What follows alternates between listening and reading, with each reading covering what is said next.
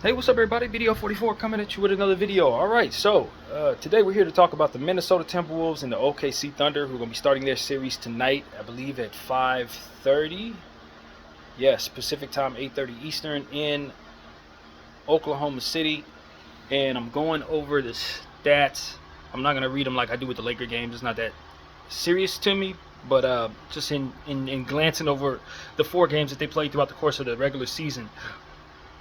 They split the season series to two, and I think where I start with is to say that the Oklahoma City's Thunder lost the rebounding total in all four of those games. Minnesota won the boards on all of them. So that's where I start. And just in glancing at these three-point shooting stats, it was a rock throwing contest. These teams do not shoot the ball very well against one another. So I would imagine it's going to be a lot of bricks hoisted in this series. Just a guess, based on the numbers in the four games they played in the regular season, these teams, they throwing bricks up from behind the arc. It's a brick throwing contest all night long, launching stones, I'm telling you. In the first game, Minnesota shot about 40%, 39% from the three. OKC shot 33% in an OKC win early. That was 12-31. So New Year's Eve is when they played their first game of the season. Second game of the season, they played on February 13th, right before Valentine's Day, and Minnesota won this matchup. Minnesota shot 26% from three. OKC shot 24% from three. Launching stones once again. In the third game, they played about 2 weeks later or something like that. Give me just a second, and I'll let you know. They played on February the 23rd. So literally 10 days later. 10 days later, they played their third matchup. And three-point shooting, they shot better. This was the game where both teams shot very well. 54% from the OKC Thunder, 19-35. 40% for the Minnesota Timberwolves, 18-45. So they shot well in this game, 1-2 so far, or 1-3 rather, and OKC did win that game. But that fourth matchup, they got back to their old ways, shooting poorly. That was the one I was just looking at right before I turned on the camera, and I got to click to it. Now I clicked away from it, but that's really what it is. One of the three games, both teams shot below 33% from the three. So I would assume that continues in the postseason, and I don't think it's going to be all that pretty to watch these two teams play. That's really what it comes down to. I think this is going to be an ugly, competitive, physical, but ugly series. Very ugly is what I expect. 28% from the three for the Minnesota Timberwolves, 30% from the three for the OKC Thunder. Minnesota won that game in overtime, the fourth and final matchup, which took place on, what do we got, February 28th? No, that's not right. Is that right? Give me just a second. Yeah, they played it back-to-back against one another. Wow, so that was on February 24th. So the third game was on 2/23 where they shot well. The fourth game was on 2/24 where they shot poorly. So they had to play each other back-to-back. The Thunder scored 130 to 123 in that third game, and then Minnesota came back and dropped 131, and the Thunder dropped 128. So in this series, throughout the course of the regular season, both of these teams scored above 100 points at the very least, upwards of 113 to 130, depending on what you're looking at. So Minnesota's had games in these playoffs where they haven't been able to score anywhere near that. And I wonder what's going to happen in that regard. The first game, you had Julius Randle available on the New Year's Eve game. But the final three games, if I'm not mistaken, Julius was out for all three of those. So that has to be taken into account for certain, because he is a load to deal with. And so, yeah, just looking at the box score and the team stats tells me that we're going to see a whole lot of physical basketball play, lots of defense, Minnesota is going to always have the boards in hand, just off the strength of the size that they're going to have down there. I think OKC is in a little bit of trouble here. I'm going to be honest with you, and I said this yesterday in my video where I accidentally misspoke and told y'all that Shai Gilgeous-Alexander was MVP. That was a fake post that I had taken that information from. They have not released the information on the MVP as of yet, and it's kind of strange that is the case. So it could still be Jokic. I was totally wrong. That video may be just uploaded right now, actually, because it's taking a day for that to upload. It completed this morning, so you guys are going to see that video. Scratch all that out about him winning MVP. Shai has yet to be announced as the MVP in real life. So yeah, they really had me with that fake post. But yeah, I think it's noteworthy to say that he's going to be playing against his cousin in this series. Nickeil Alexander-Walker versus Shai Gilgeous-Alexander should be fun. That's a nice little storyline in this series. I think the matchups are pretty interesting because when you look at the OKC Thunder, what they have is a pretty deep team, to say the least. They got players up and down this roster that are going to help them. Alex Caruso's coming off a huge Game 7 against the Denver Nuggets. I suspect that his momentum is going to be very strong going into this series, and he's going to be needed heavily going into this series. Just looking at the OKC Thunders, Game 7, they washed Denver as I predicted. That was one of the only predictions I got right as it pertains to the series and how it went. I said Thunder in 7. It was Thunder in 7. I give myself a little bit of credit for that, but yeah, man, it's one of those situations where you're looking at AC's numbers. He had a 5 of 7 from the field game, 11 points, 3 steals, 3 assists. Didn't rebound the ball, but he had a huge game in that regard in 26 minutes of play. I just think his momentum is going to be huge going into this series, where his experience is going to be really necessary going up against this Minnesota Timberwolves team, who has so many defensive players that are going to be very tenacious. Him and Cason Wallace defensively, I think, are going to be key. Lou Dort, obviously, you got to offset the energy that's going to be coming at you with those tenacious Nickeil Alexander-Walkers and McDaniels, and just the way they play defense for Minnesota is really it's going to have to be matched by OKC. And of course, OKC, if you've been following them all season long, they're one of the greatest defensive teams ever assembled according to the numbers. But I think it's one of those situations where they're gonna find that they haven't run into a team that's like them too often, because the NBA is not full of great defensive teams, and so OKC hasn't had the type of defense thrown at them that Minnesota is about to test them with. And I think it's going to be very difficult for a team that is already struggling offensively at times. Although OKC literally dropped 125 points on Denver. Denver's defense is bad for the most part. I do think that there's been times where OKC has gone cold. The infamous championship game of the regular season tournament, in-season tournament, where they really had a poor shooting effort on national television in Vegas. That's the type of thing that makes me concerned, because you're already going up against a tenacious defense. Now, if you have cold spells, it can really lean into some bad play for you. Now, of course, the Minnesota Timberwolves are obviously running into the same thing, and Minnesota has also had some times where they, like I said, they throw bricks. Against the Lakers, they had a game where they only scored 89 points. That was the lowest point total they had this season. It was the only 85 points actually, and it was the only game that we won in that series as a Laker fan. But the other games, they scored 117, 116, 116, 103. They were able to beat us with no problem scoring. The first game against the Warriors, Minnesota scored 88 points in a loss. So they, bricklaying continued. But then they got back to their ways. 117 in Game 2, 102 in Game 3, 117 in Game 4, and 121 in Game 5. So it's like they will have one game where they really just bricklay. But then the rest of the series, according to the way these first two series have panned out, they play pretty good offense and are able to score with ease. So, if OKC, against this defense, can't find a way to score consistently, this could be a problem for them. And of course, Minnesota, if they have issues where they string together 2 and 3 games where they can't score over 100 points, they're going to lose the series quickly.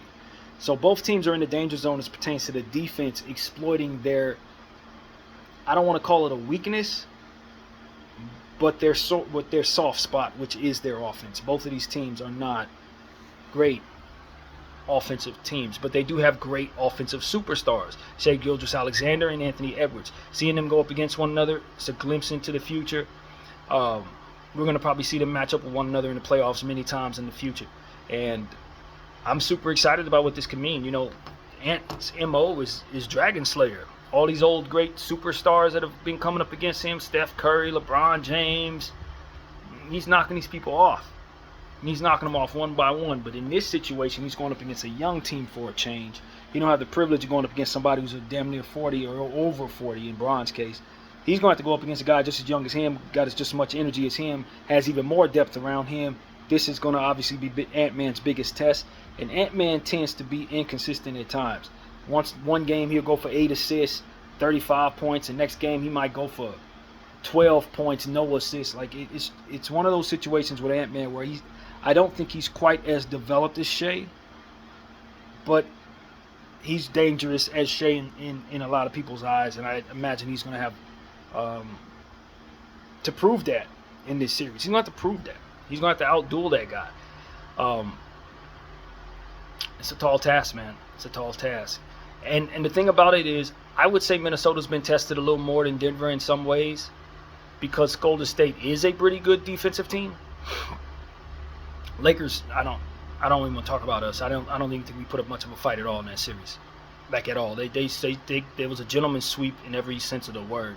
And although they won the games, the series against the Golden State Warriors in 5 as well, I thought the Warriors put up much more dangerous fight against them. And plus, the Warriors lost Steph Curry early in the series, and that was pretty much it. We all knew that. It was probably how that was going to play out. But I still think that the Golden State Warriors, as it pertains to defense, have tested the Minnesota Timberwolves in ways that Denver and Memphis were not able to, from that perspective. Now, offensively, Denver, of course, put up a fight. There were moments where Denver had some really good defense, put some energy up there and this and that. But from where I'm sitting, Minnesota is a team that probably had to face a bit more defensive pressure from the Golden State Warriors, Draymond Green, and that sort of thing. Gary Payton II. Just a little more defensive pressure, I'd say, than Denver was able to show OKC. So with that being said, I think it's also interesting to say that the Oklahoma City Thunder, as easy of a series as that first series was for them, and they took care of the Memphis Grizzlies rather easily. I think I misspoke in the video that I made that's uploading and said that they won in 5, but they actually won the game where they were down by like 30. They came back and won. I keep counting that as a loss, but they actually came back and got the victory there, swept Memphis without any concern, and then proceeded to have that 7-game series against the Denver Nuggets, where they found themselves down 2-1 in this series and came back and won the series. So to say they weren't tested is not what I'm trying to say. What I'm saying is defensively, they didn't run into the type of test that they're going to be running into in Minnesota.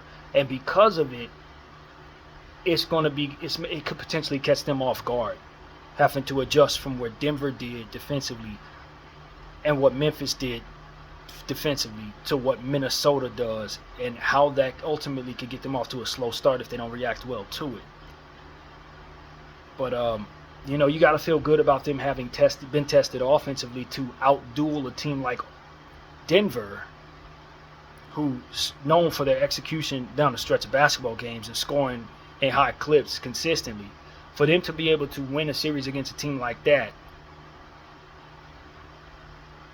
going against a team like Minnesota, who doesn't execute as well down the stretch offensively as Denver, may have been a good enough preparation tool to help them execute even better against the Minnesota Timberwolves. But again, you're talking about a defense that's significantly better when trying to accomplish that. So rock throwing contest is what I'm expecting. These teams are not going to shoot well in most of these games.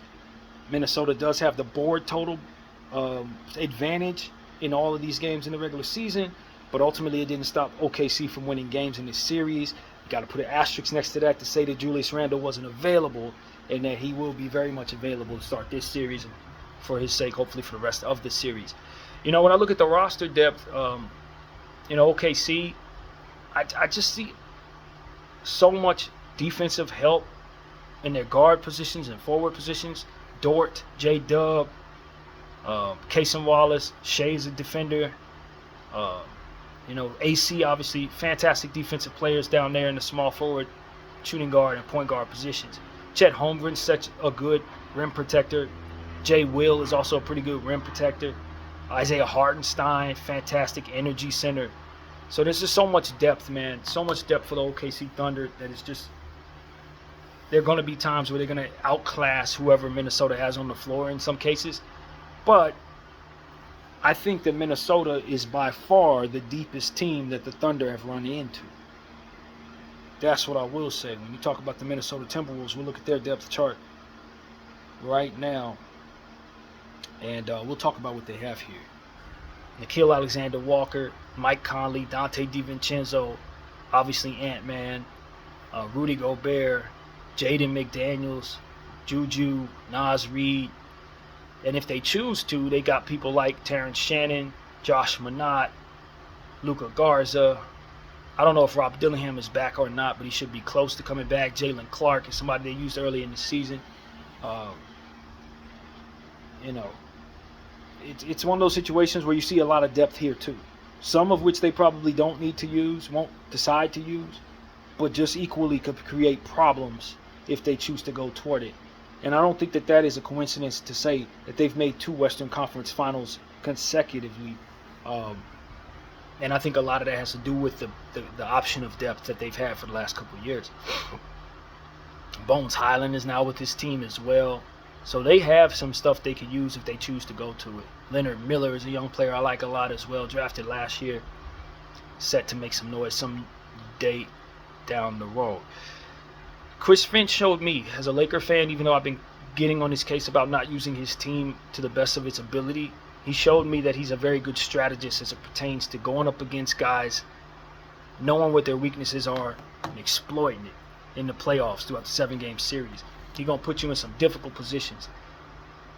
Of course, we got to talk about Daigneault. I believe he was the coach of the year last year, the Oklahoma City Thunder coach, who's been fantastic this year as well, leading his team to a season high. I believe it was, 67 wins or something like that. I don't have that in front of me right now. I'm trying to click to it, but I believe the Thunder had about 67 or something like that wins. And he's just been fantastic. He's also done a good job of putting people in some awkward positions, going up against him, etc. Outdueled the Denver Nuggets interim coach Adelman. He's been good this year. So I think it's noteworthy to say that OKC, and I just now realize this, have in 2 consecutive series gone up against coaches that were not in place just 3 months ago. The 2 teams that fired their coach right before the playoffs were the 2 teams the OKC Thunder ran into in the first series. First 2 rounds. That's fascinating as I think about it. The Memphis Grizzlies, who fired their coach, and then the Denver Nuggets, who fired their coach. So those are the 2 teams they knocked off. I wonder if that plays any part in what to expect. I thought Adelman coached like he was there for years. I thought Adelman clearly showed he deserved to be a coach going forward. I think he's going to get the job. So you could put the word asterisk next to him as interim, because I don't think he's going anywhere. The first guy with Memphis, I don't even know what his name is. I think they're going to give him the job too, to be honest with you. But I don't have as much confidence in him as I did in Adelman. Adelman really showed out against OKC and dragged that series to 7. Got to give him his credit for that. But you're going up against a real dude now in Minnesota. There ain't no interim, no funny business. This is somebody, like I said, Western Conference Finals last year. Finch is going to test Daigneault in ways that maybe the other 2 coaches would not have been able to. And I'm very curious to really consider that um, that little nugget there in regards to this playoffs. Um, so yeah, man. As I try to break down what I think is going to happen here and make a prediction ultimately, it's hard for me to really see either one of these two teams pulling away from one another because they both have some of the same strengths and weaknesses. But the one thing that I say that gives me a little concern, and it was 68 wins for OKC, by the way, 68-14 was the record. Minnesota was 49-33, but they've been better than that throughout the course of these playoffs.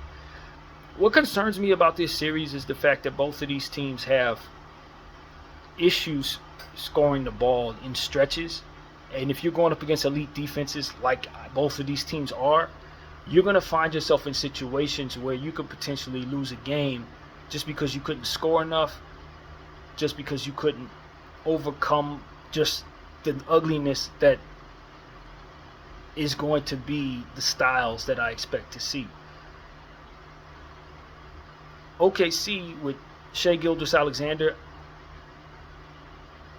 Chet Holmgren, J-Dub, I think is a little more polished than Minnesota, but you got to take into account the difficulty of guarding Minnesota's players from a physical standpoint and them guarding you and how physical they are in that way. They were extremely physical against the Lakers. I didn't watch as much of that Golden State series, especially after Steph went down. I wasn't really interested, so I can't tell you. But based on what they did against my Lakers, I'm pretty damn certain this is going to be an extremely physical series for OKC to have to go up against. Much more physical than Denver, obviously more physical than Memphis. And this is a team that's well rested in Minnesota because they only went 5 games in the last series. Now, I think that means that OKC could be in a better rhythm, but I think that shakes off after game 1. I think that pretty much shakes off. Plus, I'm of the mindset that it's going to be very difficult for Minnesota to win the first game in this series. Going into their building with them having a 7-game series that they were in rhythm with, OKC likely being the more confident scoring team just in general. I think Minnesota is forced to turn games into rock throwing contests a lot of times, and they have a little more uncertainty about their offense in OKC. I think it's almost a shoe-in that OKC wins tonight. But I don't think that's indicative of what I would expect to see throughout the course of the series. I do think this is going to be a long series. So I could be wrong. I've been wrong about stuff like this. But I think Minnesota loses tonight's game pretty easily, to be honest with you. I think OKC takes care of them. I think the rest that Minnesota has, coupled with the issues that they have scoring the ball at times, just it comes together to make you think they're going to come in a little rusty tonight. And against that defense, that's not going to work. So that's all in theory. But I think Minnesota could potentially start this series the same way the Lakers started the series against Minnesota. Cold, rusty, overly rested. Against a team that's ready to go. I don't like that for Minnesota. But throughout the course of the series, and especially since the series starts in their building in OKC anyway, I don't think you feel yourself too concerned about that. You don't have home court advantage to lose anyway. Everything to gain, not much to lose. Nobody's expecting you to win the series in most cases, I don't imagine. I think Minnesota's playing with house money even if they lose game 1. But they have to try to get the split one way or another.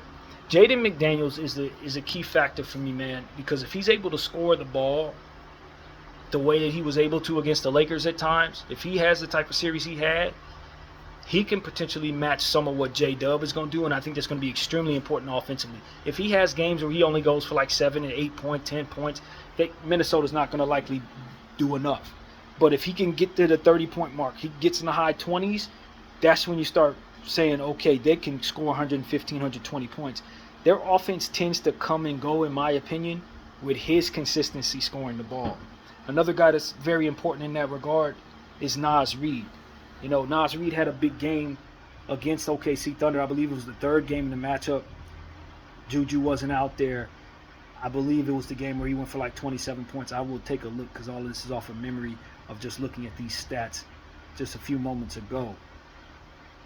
But Naz Reid had a big game. They're going to need him to be able to find his way. He had 22 points in the 3rd game. They lost that one.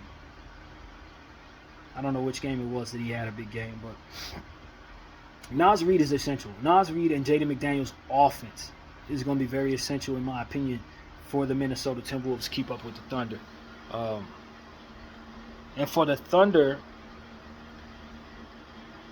Chet Holmgren and how well he handles Rudy Gobert, if he's able to exploit Rudy Gobert, not really wanting to drag out to the three-point line, if he's able to hit his three, his length, his overall physicality, can he hold up physically? I think that could help. Chet Holmgren, Isaiah Hartenstein and his energy.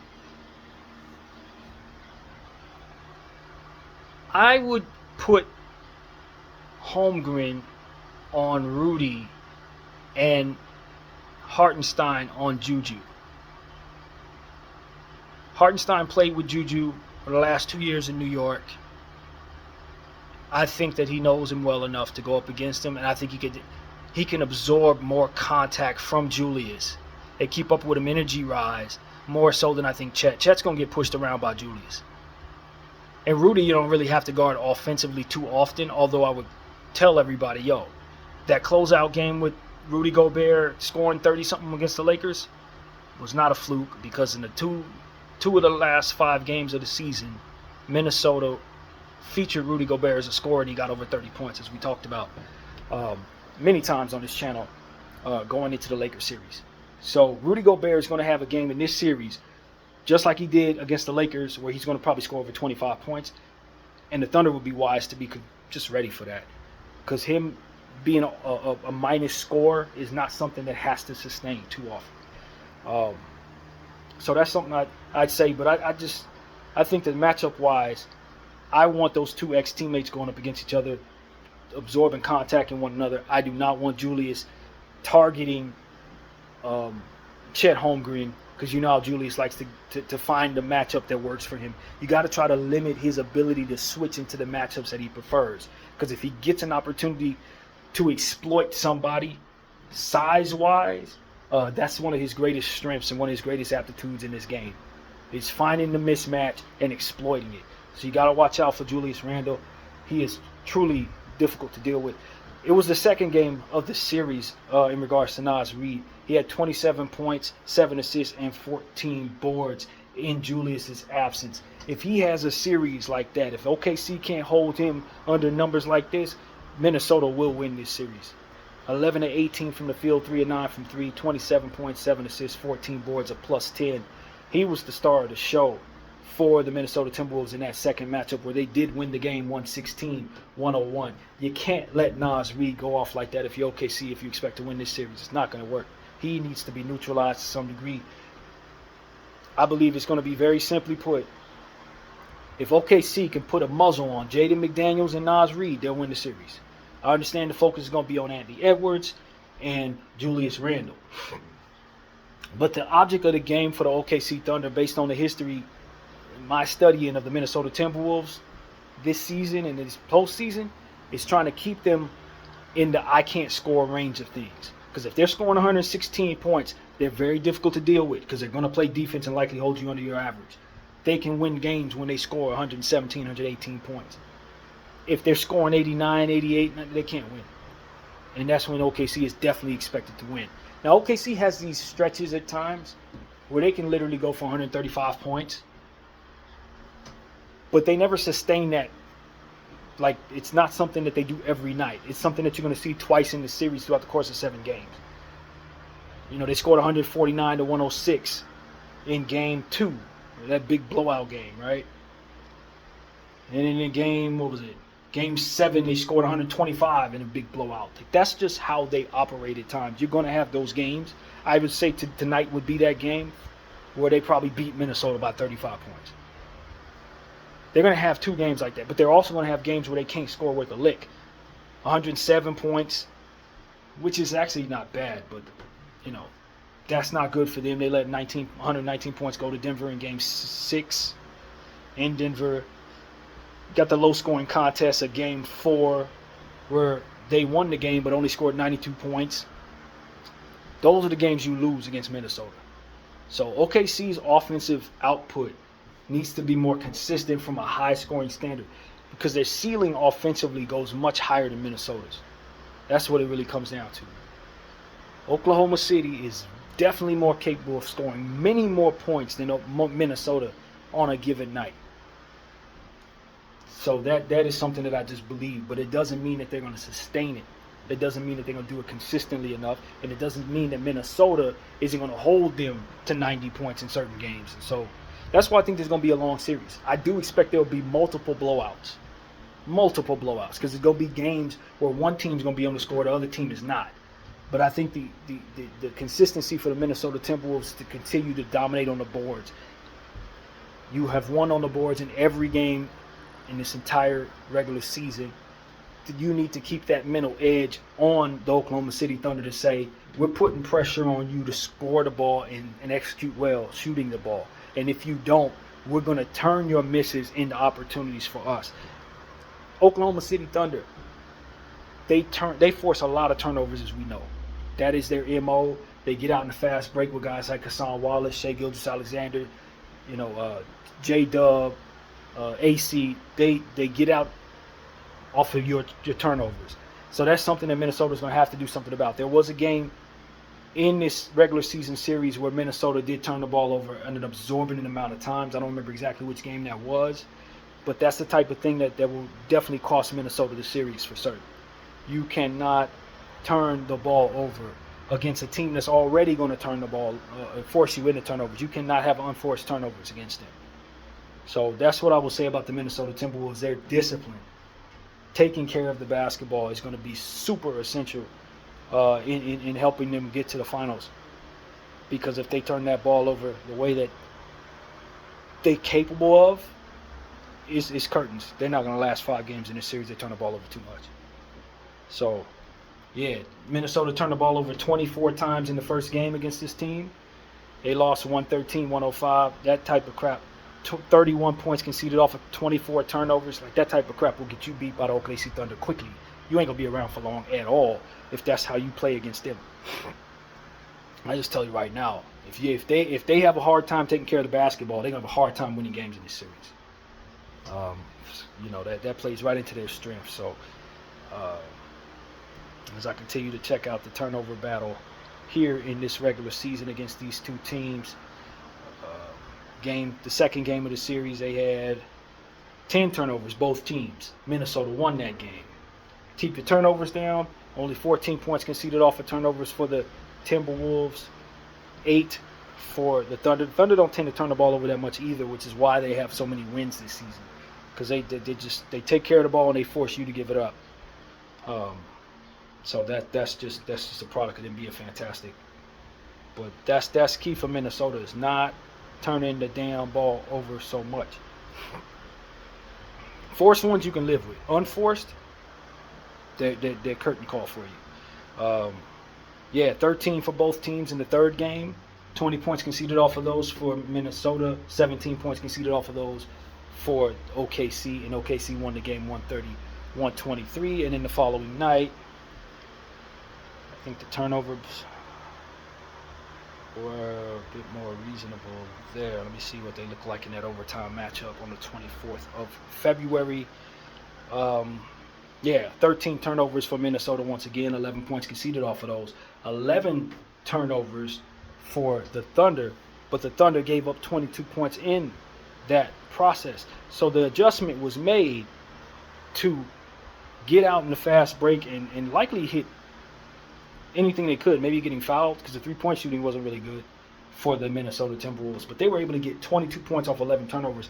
That's a pretty substantial amount of points scored off of turnovers, especially when you have even more turnovers and give up half of that. So Minnesota made a strong adjustment to get back on defense when they turned the ball over, and then just the same, get out and turn every single turnover into multiple points.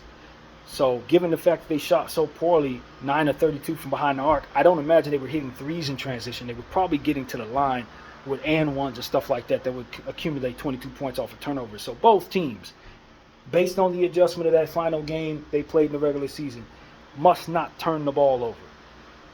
And I would look for a strong adjustment somewhere in this series in that category, given that's what an adjustment was made from one game to the next in back-to-back nights. So, like, these are the type of little nuggets that you take into account as you're trying to anticipate what the coach is going to do. How did they adjust when they played back-to-back with one another? How was the correction addressed in regards to fixing something that was a problem? I see a strong correction from one game to the next in regards to transition handlings. So, yeah, that's something to say there. But for me, if I'm looking at Minnesota, I just say, man, you got the size advantage. At the end of the day, Naz Reid, Rudy Gobert, and Julius Randle are probably going to be more of a problem to deal with pushing around than Chet Holmgren, Jay Will, and ultimately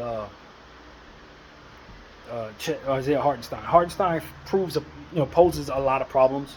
He was an excellent acquisition, maybe the best acquisition in the free agency of all season, of the offseason this past year, because he addresses that need. He makes it so that Chet Holmgren doesn't have to deal with all of the punishment. He can absorb a lot of that.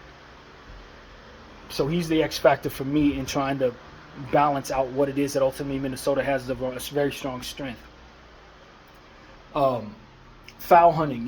Who can win the foul hunting battle? Is it going to be Shai Gilgeous-Alexander and Jay Will, or is it going to be Ant-Man and whoever his running mate would be that's going to be hunting fouls? Julius Randle. Who's going to get to the line more? Who's going to connect on the foul shots more? Taking care of your foul shots can win you the series in this series because it's going to be a lot of foul shots shot. One thing that I've been noticing about OKC is just the lethal nature of Shai Gilgeous-Alexander mid-range attack. He is such a phenomenal mid-range shooter. You could practically consider it a dunk when he's shooting a mid-range shot. How do they defend him? Who are they putting on him? That's the question. Is it McDaniels? Is that how you're going to try to go about it? Are you going to put Ant-Man on him? If you put Ant-Man on him, Ant-Man's going to get in foul trouble and vice versa. If you put Shai on Ant-Man, Shai's going to get in foul trouble. So how do they handle foul trouble? Both teams have depth to do so. I look at Mike Conley. Can you be a productive player in this series? Because you got young whippersnappers, so to speak, running at you on both sides of the floor. Guys who are a little bigger than you, probably going to try to take advantage of you in a lot of situations. Although OKC doesn't have a lot of size with their guards, I don't want Mike Conley having to deal with AC. I don't want Mike Conley having to deal with Cason Wallace. That on-ball pressure, it's going to put a lot of pressure on him to take care of the basketball and ultimately just be productive. You know what I mean? So it's going to be a tough series. A player that made a lot of noise in these playoffs without actually hitting many shots is Donte DiVincenzo, ex-Knick. He is also going to be somebody that I think is extremely important in this Minnesota series because he just hasn't shot well in this series, in these playoffs, but he's been so very productive on the defensive end and wildly active out there in different ways. He's a bricklayer. He's shooting horribly, but everything else he does well. And so I think he stole some minutes from Nickeil Alexander-Walker in that first series against the Lakers. And I think he's going to be essential in offsetting some of that AC energy, some of that Cason Wallace defensive, intangible stuff. But he's going to need to shoot a little better, in my opinion, to win this series, to help his team win this series. He's going to have to shoot better. I don't know if they're going to opt to go to Nickeil Alexander-Walker just off the strength of going up against his cousin or whatnot, but I do think that Donte DiVincenzo proved to be a more disruptive piece that kind of, I guess you could say, dignified the art of turning games into being ugly. He had a huge to-do with why Minnesota's been winning ugly basketball, because he's part of that. He's one of the main pieces that give them that identity, in my opinion, and how he operates. Lou Dort energy, but Lou Dort is a more advanced player in that way. But he's going to have to do some of that Lou Dort.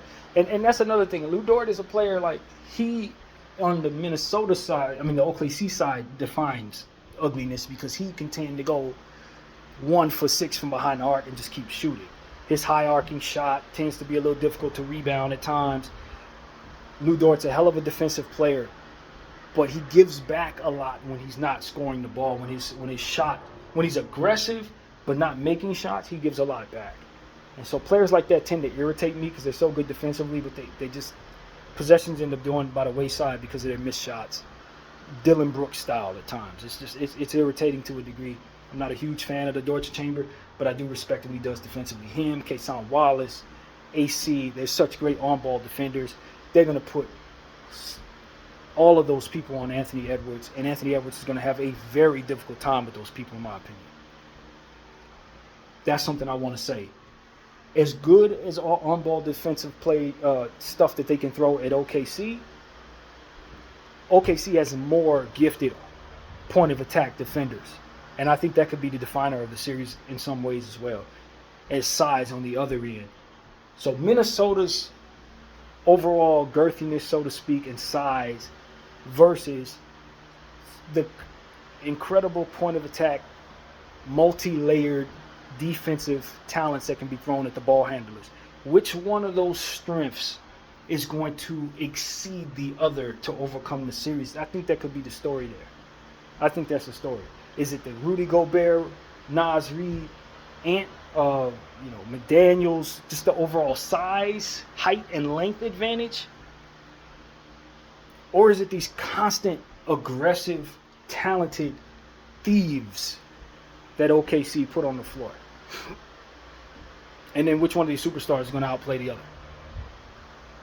And so for me, as I try to assess which I think is which is the strongest, I think the strongest could potentially be, I think they actually even out. I think they even out. I don't think either one of those strengths is stronger than the other in my mind's eye. I don't think so. Because when you talk about size, I would say the size is probably the weaker of the two. But then that goes against my belief that size is what ultimately is what gives you the true advantage in this sport. But I will say that at the end of the day, do I believe that Mike Conley's point of attack defense or Dante DiVincenzo's point of attack defense replace Mike Conley with Dante? And Nickeil Alexander's point of attack defense is going to be able to be as close to AC, Kason Wallace, and their point of attack defensive guys, Jay Will, J Dub, all of, as Hartenstein and his crew of bigs are as to Naz Reid, Gobert, and Julius Randle. See, that's what I'm trying to weigh. Like, which one of those things are closer to one another to give it the edge? And I just think that at the end of the day, Chet Holmgren is so thin, yo. Jay Will is still a developing player. I would feel so much more comfortable if they had one more reliable big in this situation. Now I'm relying upon too many youngsters, in my opinion, with the OKC Thunder. They were able to overcome Denver, which gave them some experience right away. But I just look at people like Mike Conley and some of these other guys have been through a little more wars than OKC, and I think that might be how I look at it. AC definitely needs to have something to say about that, though, with his championship experience.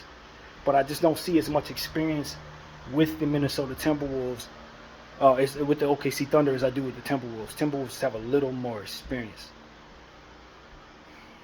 Still kind of even, though. Still kind of even, if I'm being honest. Chet Holmgren's ceiling, I think, is higher than Naz Reid.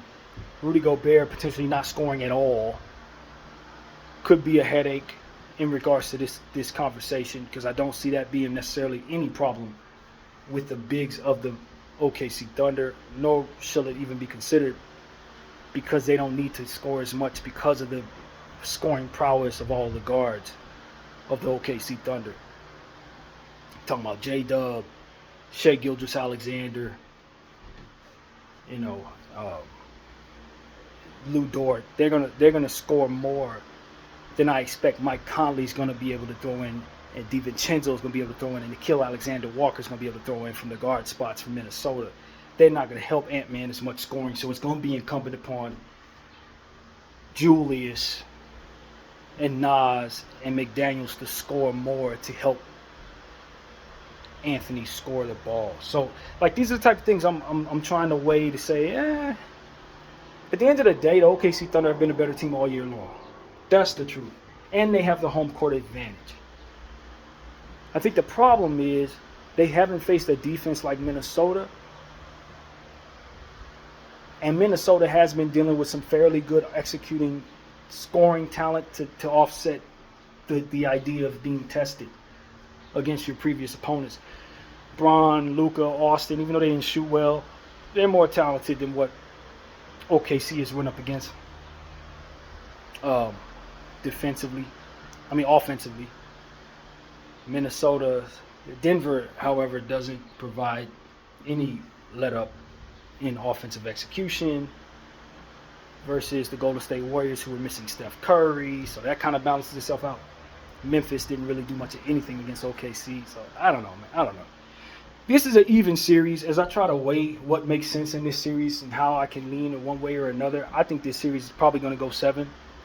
I think it's going to go 7. Health could actually be the story here. Which one of these two young teams is going to feel the most pressure as it pertains to the wear and tear? And I do think that leans toward the older team, Minnesota. You start talking about Conley and Julius and the injury issues, Nas. These guys have had some injury issues. I think OKC is potentially the better bet to be fresher right now. But Minnesota's more well-rested because their series went shorter.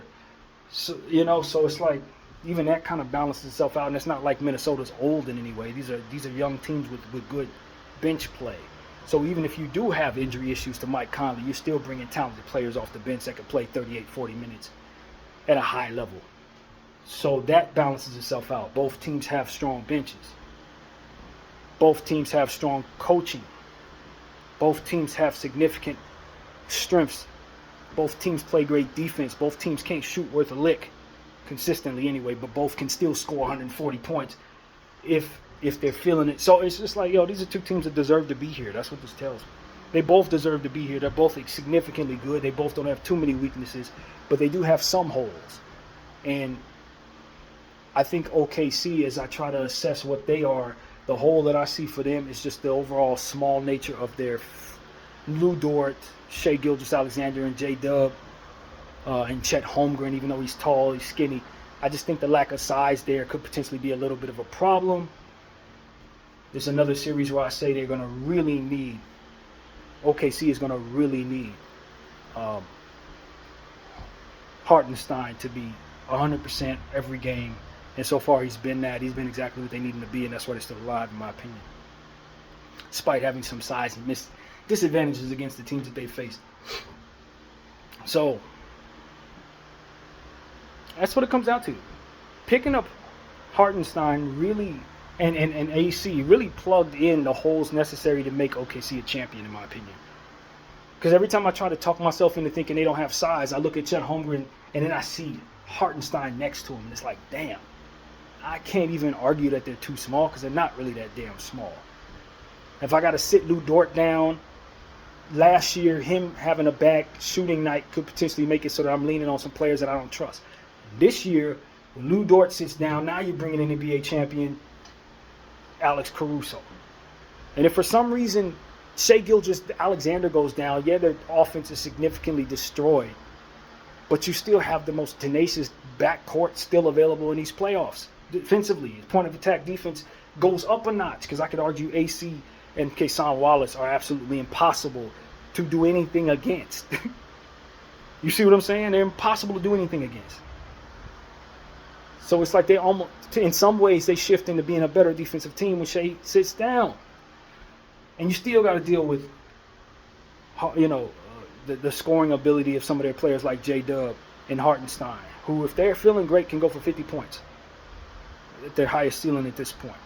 So I lean into the idea that the Minnesota Timberwolves are going to create a lot of problems, but OKC's overall talent level just goes a little bit higher. I think Rudy Gobert not being reliable to score the ball, and Mike Conley being a guy that I can likely pencil in for like 7 points, is really where the difference is. Those two players, they're just not, they don't have that extra oomph that the OKC Thunder have. Here's the problem with thinking that, though. If they put Dylan Ham in the game, that boy's super talented as hell. If they put Terrence Shannon in the game, now you got to account for him as well. So it's like that's not necessarily true. Which is why I think Minnesota, and I've said this all year, are a better team than they've been used to be. Because it's like you're not really beholden to those players. They actually do have some dudes on the bench that can still go off on you. And if they go to those guys or forced to go to those guys, and they play up to the level they're capable of, now suddenly you're dealing with something you don't expect is coming at you. So that's why I have so much faith in Minnesota. Because I think they're going to catch some people off guard. You know, Josh Minott is another player. I'm like, yo, he can really go. I've already seen what he can do. They just don't use him at all. But if they're forced to, you're going to be shocked to find out you'll see a 20-point lead cut to 10 if he goes off with the garbage minutes given. So it's like this is the type of thing that makes Minnesota as dangerous as to be in the Western Conference Finals 2 years in a row. And that's why writing them off is a mistake. I think this series goes 7. I believe it goes 7. And my gut tells me that the OKC Thunder are going to win the series probably like in overtime game 7, something like that. Overtime game 7. OKC is going to do a little more, just a little more because they have a little more available to them. And so that's what I'm going to say. I'm going to say OKC in 7. But I'm telling y'all, man, it's going to be a brick throwing contest. There are going to be games where OKC wins by 30. There's going to be games where Minnesota wins by 30. And I think this could be a legendary series if everybody stays healthy. And I do think that Minnesota could control the possessions based on their boarding strengths that could really actually edge things back their direction. So we're keeping an eye on some key players. Isaiah Hartenstein, and as energetic as he plays, he must stay healthy. And on the Minnesota side, I'm paying attention to McDaniels and Naz Reid. Can they score higher? Can they be more consistent with their floor scoring the ball? If both of them score above 17 points a night, they're probably going to win every game they do that in. Because that's going to determine how well Minnesota is able to score the ball. But against this defense, you have to wonder if that's going to be possible because Minnesota is facing the best defense, arguably, the game has ever seen in Oklahoma City Thunder. So that's what I got to say, man. I am telling y'all, man, this series can go either way. Injuries could tell the story here. Depth is present, and wild cards are everywhere as it pertains to the depth of the series. Isaiah Joe can go for 6 threes. Terrence Shannon can go for 25 points if they have to go to him. Like, these are things that are possible when you have this type of talent. When these teams have drafted as well as they have. But I think at the end of the day, I just think the slight edge, and I mean slight edge, is going OKC's way. But if Minnesota would have started the season healthy, with a healthy Julius Randle throughout the course of the season, I wouldn't be surprised if their record was somewhere above 55 wins this year. They're just so much better than what they were able to show in the season, and I think they deserve to be here. So what are you going to do, Ant-Man? What are you going to do, bro? That's what it really comes down to. I'm looking at him. Are you going to be a facilitator, or are you going to look to jack up 100 threes? Because if you go 3 for 11 from behind the arc and only have like 4 assists, you're not going to win. But if you score above 7 assists and getting everybody else involved and making sure McDaniels and your others are scoring, yeah, you're going to go crazy. You're going to go crazy in this series. Julius Randle's been shaking off the moniker of him not being a good playoff performer. He had a really good series against both the Lakers and the Warriors. He can continue that process. I don't think he's going anywhere. And I don't think they really have an answer for him if not for asking Hartenstein to handle it. So if he goes off for 30 points, if he averages like 25 or 27 points a game in this series, that could be the difference right there. So that's what I'm telling y'all, man. I don't see no answer for Julius Randle, and he is a heavy load. Physically trying to guard him. It's a nightmare for everyone. And I think OKC is not really equipped to guard him, if not for Hartenstein handling it. J-Dub ain't going to do it. Holmgren ain't going to do it. I'm telling y'all, man. You circle Julius Randle. Circle him. Because if he has an all-star series, he can win it for them. So that's really what it is, man. Consistency from Anthony Edwards is so important in this series, man. His consistency, because Shai is gonna do that. He's gonna be consistent every night. You can expect 37 points from him pretty much every night. It's just who he is. Ant-Man is a bit more of a wild card for me, and so that's where he's gonna have to really show he's that guy against who he's probably gonna be the MVP this season. And so this is probably the longest video I've done in regards to a prediction, but I think that this is the essence of what this is really about. These two teams are neck and neck on paper, neck and neck throughout the course of the regular season, and two of the deepest teams you're going to find in the NBA today. OKC in 7 is what I'm saying, but it could go either way. Video 44. I thank y'all for watching. I'm out.